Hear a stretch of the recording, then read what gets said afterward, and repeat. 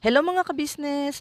Kung ikaw ay 40 years old na ngayon, alam mo bang pwede kang magkaroon ng 1.1 million pesos na healthcare at retirement fund at the age of 60?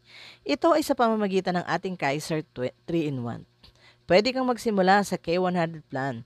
May HMO at life insurance ka na, at kapag nag-matured ang iyong plan after 20 years, ay magkakaroon kang 1.1 million pesos na healthcare at retirement fund. Ang kagandahan pa ay mayroon ka na ring term life insurance na 450,000 pesos at times 2 ang makukuha ng beneficiary kapag ang cause of death ay aksidente. Hindi lang yan, mayroon ka rin na available na 60,000 pesos taon-taon na maaari mong magamit as HMO. Pero pag hindi mo nagagamit ang iyong 60,000 during the 7 years na ikaw ay nagbabayad, alam mo ba na ibabalik sa iyo ni Kaiser ang 85% ng contract price?